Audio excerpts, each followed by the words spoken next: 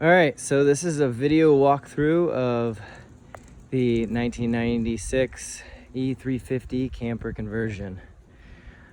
First thing I want to point out is everything has been Rhino lined, so all the plastic in the front as well as the bumper.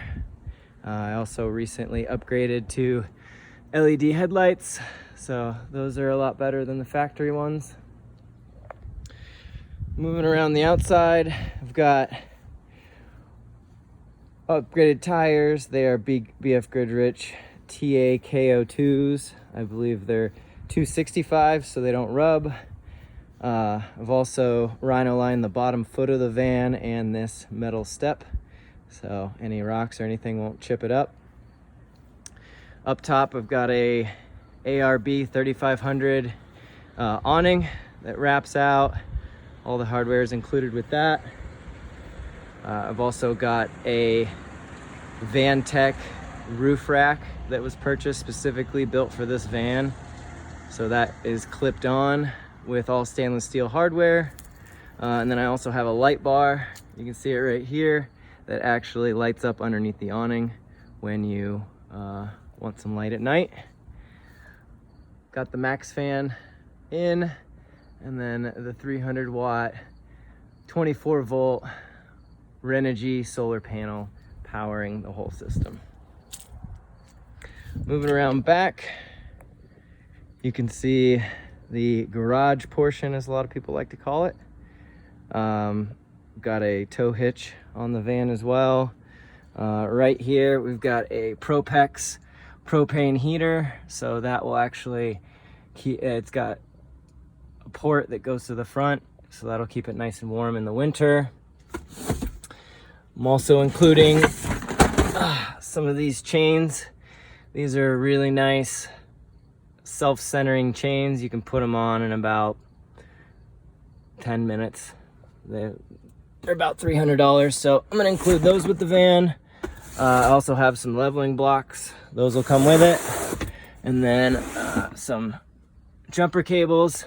I also have a propane detector, so if you get any leaks, you'll know about it.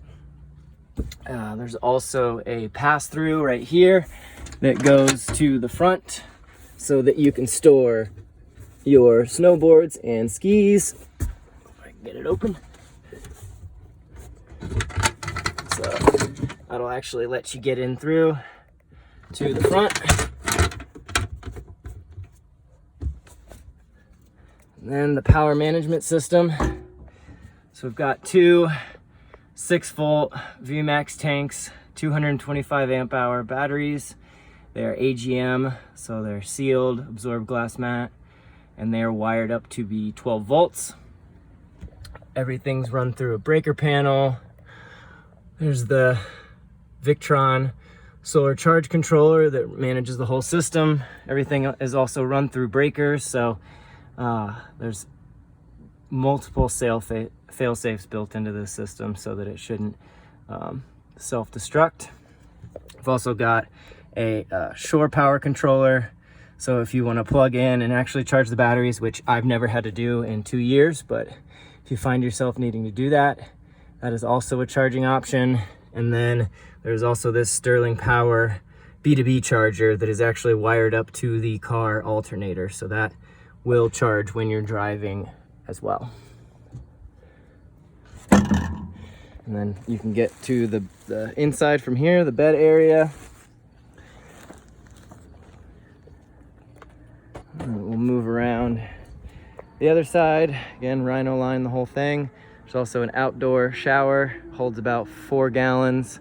And you can hook up a shower head or hose or anything you want to have a nice warm shower. And now we'll move inside.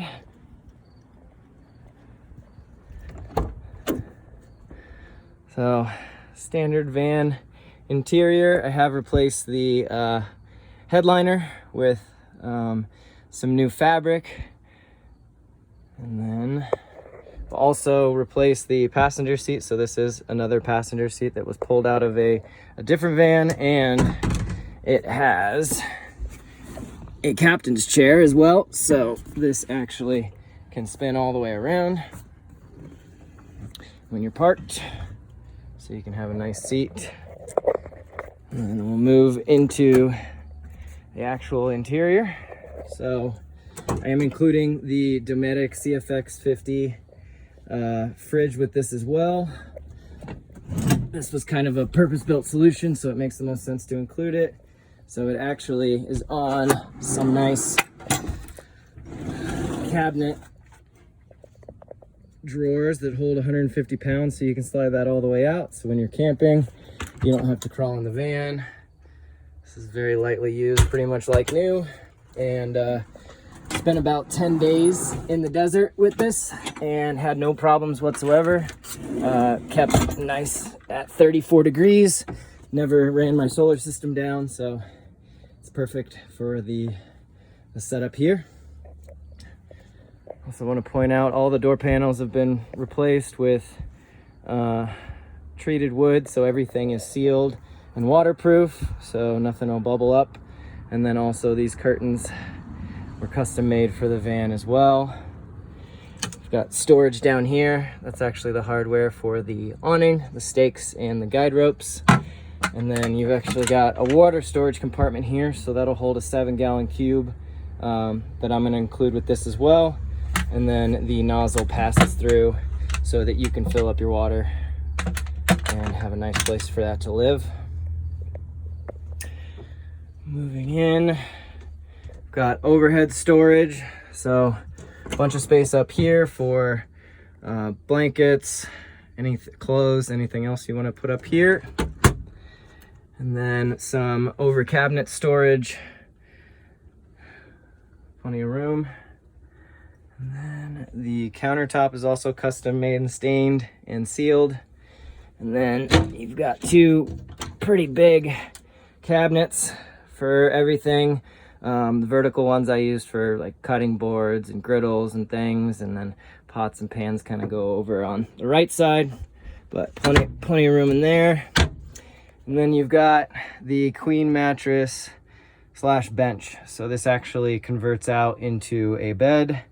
You basically pull the cushions out, and then you can slide the bed out, which I'll show, and fit those pieces in there. So that actually gives you a full queen size memory foam mattress. Got some ports wired up. I've got a temperature gauge on the outside, so you can actually see what it is on the inside and outside, as well as a 12 volt and some USB ports. There's also USB ports, or same setup, USB ports and a standard cigarette lighter port for extra charging. This is your Propex thermostat. That's what's going to control the heater right in the garage, and then the heat actually comes out right there. So again, keeps nice and toasty. There's also another way to get to that storage area from the inside, so you can get to it from both sides. Got the Max fan, and then your battery controller is right there, as well as you can use the Bluetooth app if you like. I tend to use the Bluetooth app. And then, so yeah, you just take these cushions out, kind of throw them out of the way. You've also got storage under here, so this lifts up. You've got plenty of space under here. I'll include the fire extinguisher because I don't really need it anymore. And then this just slides out and rests on each cabinet. So it rests on there and there, and then you just slot your pieces back in and you've got a full-size mattress. There's also wired in lights, so you've got lights under here on a dimmer to light up the cabinet. There's just some puck lights with just a knob that controls the lights. And then also there are lights in here. There's this big track, and this basically is a RGB color bar, so you can control it with this remote right here. So you basically, whatever you're selecting, it'll do the colors in here. This is really fun for camping. You can also, it's on a dimmer, so you can make it really light, and it also has these color changing modes, so it'll do kind of a color scroll as well. So this controls not only the inside, but it also controls the outside as well. So you can play with this with just one controller. It's kind of nice. So I'm including all this with it. And then I also have a carbon monoxide detector. Always better to be safe. So all of that's included. And that's pretty much it. This is the van. So let me know if you have any questions. Happy to provide any pictures. I also do want to mention that, you know, this was totally gutted myself. So the vinyl flooring was all put in. It's got an inch of a foam insulation on the inside, on the floor, and then an inch of plywood. So the floor is nice and sturdy. All of the walls have reflective insulation. I've got R16 in the roof behind the pine. So she is really, really insulated. I've been winter camping a bunch of times and never been cold. So send me some questions. Thanks.